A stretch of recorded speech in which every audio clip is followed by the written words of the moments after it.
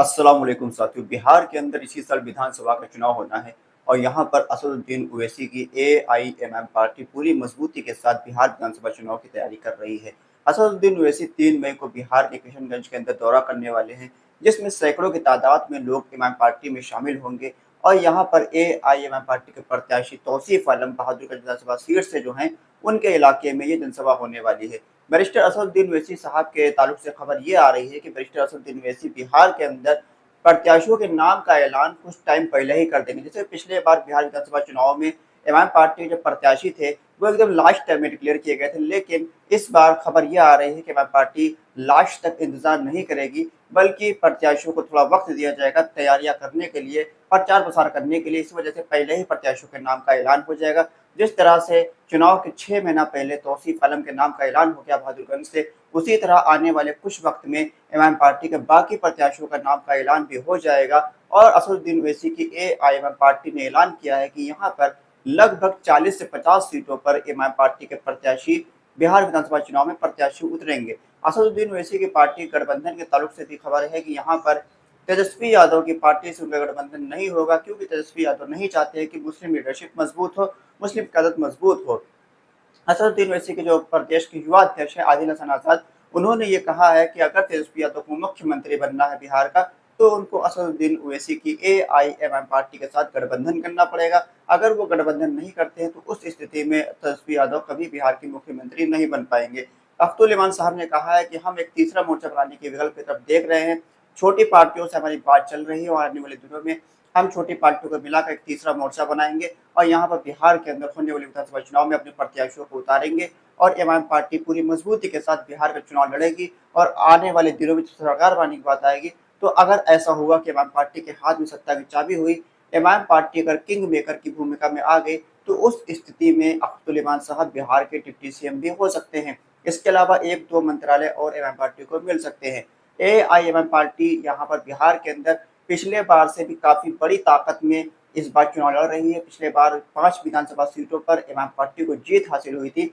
लेकिन इस बार अंदाज़ा लगाया जा रहा है कि इमाम पार्टी लगभग 7 से 8 सीटों पर अपनी चुनाव में जीत हासिल कर सकती है। पिछले बार से भी ज़्यादा बड़ी मार्जिन में इमाम पार्टी यहाँ पर चुनाव जीत सकती है, खासकर सीमांचल के इलाके में जहाँ पर इमाम पार्टी का गढ़ है, इमाम पार्टी जहाँ पर मजबूत है, वहाँ एक बार फिर से इमाम पार्टी इतिहास रचने जा रही है। ये सीमांचल के लोकल पत्रकारों का कहना है कि एआईएमएम पार्टी बिहार के अंदर इस बार पिछले बार से भी ज़्यादा बड़ी ताकत बनकर उभरने वाली है। ये सब चीज़ें देखकर यहाँ पर कांग्रेस हो, आरजेडी हो, जेडीयू हो, इन सबको कहीं न कहीं ये चीज़ खटक रही है कि कैसे एक पार्टी आकर सीमांचल के इलाके के लोगों का हमदर्द बन गई, सीमांचल के लोगों की एक पहली पसंद बन गई है और सीमांचल की आवाम इमाम पार्टी को पसंद कर रहे हैं, बैरिस्टर असदुद्दीन ओवैसी को पसंद कर रहे हैं, उनको वोट कर रहे हैं, उनके प्रत्याशी को चुनाव जिता रहे हैं। वो पूरी कोशिश कर रहे हैं कि किसी भी तरीके से इमाम पार्टी को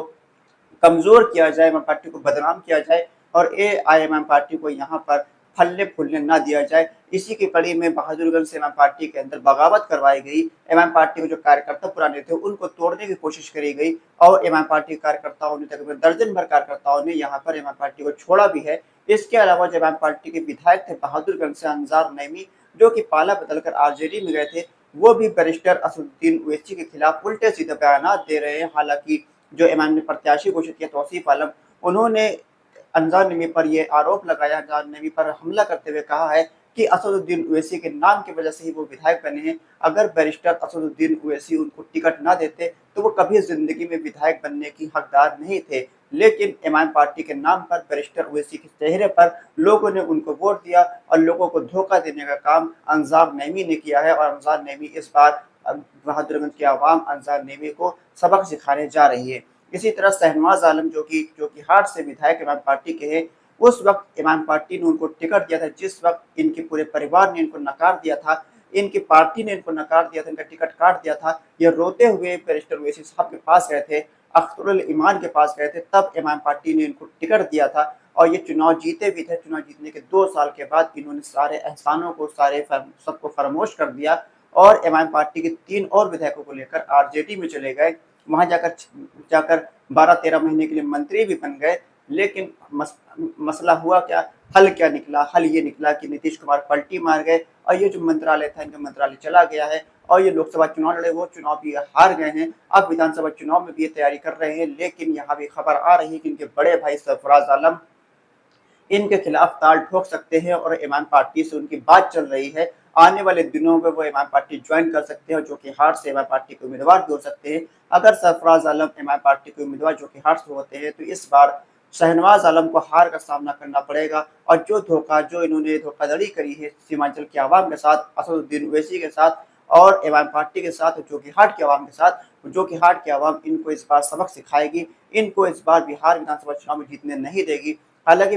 जो चार चार नेताओं ने जब पार्टी छोड़ी थी, 4 विधायकों ने पार्टी छोड़ी थी, चारों विधायकों के ताल्लुक से खबर यही आ रही है कि इन चारों विधायकों से आवाम खफा है, आवाम नाराज है। इन चारों को इस बार आवाम सबक सिखाना चाहती है, इस बार उनको चुनाव में हरवाना चाहती है और एआईएमएम पार्टी इस बार कदम फूंक फूंक कर रख रही है, पूरी कोशिश कर रही है कि एमएम पार्टी यहाँ पर पूरी मजबूती के साथ प्रत्याशी उतारे, ऐसे प्रत्याशियों को टिकट दे जो प्रत्याशी मजबूत हो, जो इलाके के अंदर थोड़ी बहुत पकड़ रखते हो और एमएम पार्टी का सिंबल हो उनके पास, तो यहाँ पर इन चारों को चुनाव में हरवा कर एमएम पार्टी को एक बार फिर से चुनाव जिताया जा सकता है। अगर यहाँ पर एमएम पार्टी ने चारों विधायकों को चुनाव में हरवा दिया और इन चारों सीटों पर एमएम पार्टी को फिर से चुनाव जीत गई, तो ऐसे में बहुत ही बड़ा मैसेज जाएगा उन लोगों को जो एमएम पार्टी के सिंबल पर चुनाव लड़ रहे होंगे, चुनाव जीतेंगे, कि एआईएमएम पार्टी के साथ अगर आप धोखा करेंगे, सीमांचल के आवाम के साथ अगर आप धोखा करेंगे, तो अगले चुनाव में आपकी जमानत भी जब्त हो जाएगी, आपको कोई पुरसहाल नहीं होगा, आपकी सियासत, आपकी राजनीति खत्म हो जाएगी। आपकी क्या राय है, एमएम पार्टी बिहार के अंदर कितनी सीटों पर प्रत्याशी उतारेगी, कितनी सीटों पर एमएम पार्टी चुनाव जीत सकती है